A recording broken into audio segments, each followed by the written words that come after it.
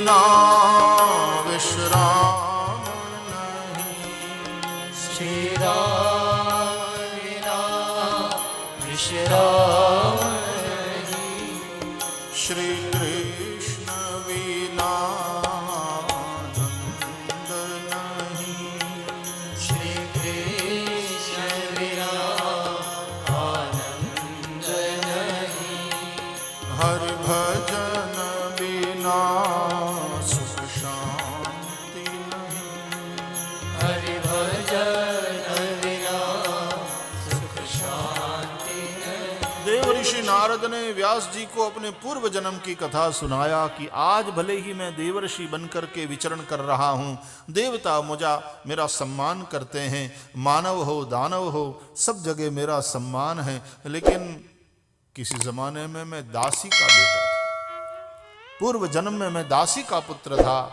मेरी माँ दासी थी श्रोत्रिय ब्रह्मनिष्ठ ब्राह्मणों के घरों में, और वहाँ साधु संत आते रहते थे, सत्संग होता रहता था, और ऐसे वातावरण में मैं पला बढ़ा। जिस घर में वातावरण ऐसा हो, साधु महापुरुषों का आगमन होता रहता हो, जहाँ सत्संग इत्यादि होता रहता हो, और बच्चों ने वही देखा हो बचपन से, बच्चों पर निश्चित रूप से उसका प्रभाव पड़ता है, बच्चों की रुचि बनती है। मेरी रुचि भगवान के भजन में हुई और संतों से मुझे मंत्र मिला, वो है वासुदेव गायत्री मंत्र। नमो भगवते तुभ्यं वासुदेवाय धीमहि प्रद्युम्नाय निरुद्धाय नमः संकर्षणाय च।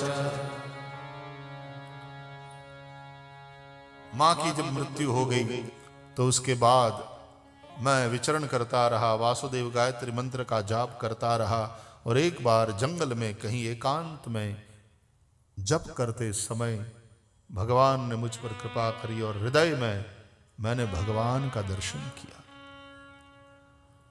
मैंने भगवत तत्व का अनुभव किया। कुछ समय के लिए वो अनुभूति रही, फिर भगवान अंतर ध्यान हो गए। भगवान को देखने की बहुत कोशिश की, लेकिन फिर नहीं दिखाई दिए, क्योंकि कोशिश से नहीं होता है, ये कृपा से होता है, यत्न से नहीं, अनुग्रह से बनती है बात। मैं रोने लगा, आकाश में आकाशवाणी हुई, अब तेरा यह शरीर छूटेगा, उसके बाद तू मुझे प्राप्त करेगा। लेकिन एक झलक दिखा दी और ऐसी प्यास बढ़ी फिर कि जपता रहा मंत्र, करता रहा भजन, विचरता रहा पृथ्वी में। और जब शरीर का प्रारब्ध पूरा हो गया, शरीर छूट गया, तो फिर प्रलय हुआ, सभी जीव ब्रह्मा के अंदर समा गए, मैं भी ब्रह्मा जी के अंदर समा गया। एक कल्प पर्यंत ब्रह्मा जी ने रात्रि विश्राम किया। कल्प के अंत में जब ब्रह्मा जी जागे, ब्रह्मा जी ने सृष्टि करी, ब्रह्मा जी के उनसे उनके मानस पुत्र हुए, मैं भी ब्रह्मा जी की गोद से प्रकट हुआ। देवताओं ने मुझे 7 स्वर की यह वीणा दिया है, इस वीणा को बजाता हूँ, नारायण नाम संकीर्तन करता रहता हूँ, और कहीं भी मेरी गति रुकती नहीं। देवर्षि बन करके देवताओं ने मेरा सम्मान किया, देवर्षि से विभूषित करके। लेकिन यदि वो संत न मिलते, यदि मैं भजन न करता, तो आज देवर्षि पद को मैं प्राप्त न करता। तो भगवान की भक्ति ही वो सर्वोपरि है, सर्व कल्याणकारी है। आपने बहुत लिखा, बहुत कहा, लेकिन या तो उसमें इतिहास की दृष्टि थी या लोक कल्याण के भाव से आपने कहा। अब हरि को प्रसन्न करने के भाव से कुछ हरि का गुणगान करिए। कह करके देव ऋषि नारद ने अपने पिता ब्रह्मा से मिला हुआ चतुश्लोकी भागवत व्यास जी को उपदेश किया।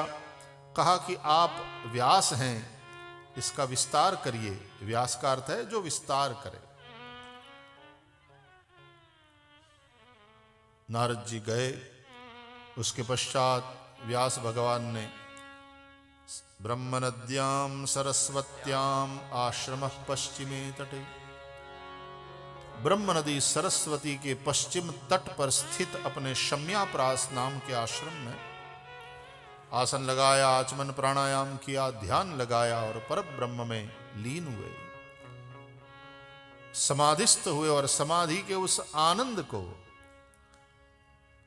उन्होंने फिर हाथ में लेखनी उठाकर भक्ति युक्त मन से 4 श्लोक का विस्तार करके 18,000 श्लोक, 335 अध्याय और 12 स्कंधों में प्रकट किया। और श्रीमद् भागवत की रचना हुई भक्ति योगेन मनसी। भक्ति प्रदान ग्रंथ है भागवत, इसलिए व्यास जी ने श्रीमद् भागवत की रचना करी तो उनको परम संतोष प्राप्त हुआ, तृप्त हो गए। अब कुछ करने, कुछ लिखने के लिए शेष नहीं रह गया, परम तृप्ति। આપણે ત્યાં ગુજરાતીમાં ભાગવતજીનો આંબો આખો છે, એમાં આખું ભાગવતજીનું સ્વરૂપ બતાવ્યું છે, કેટલા અધ્યાય, કેટલા સ્કંદ, કેટલા અક્ષર, કેટલા પ્રકરણ, આ બધું બતાવ્યું છે।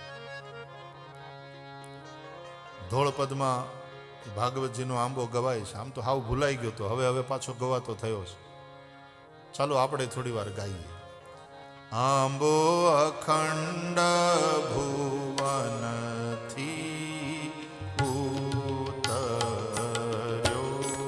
आंबो अखंड। प्यार से गाइए।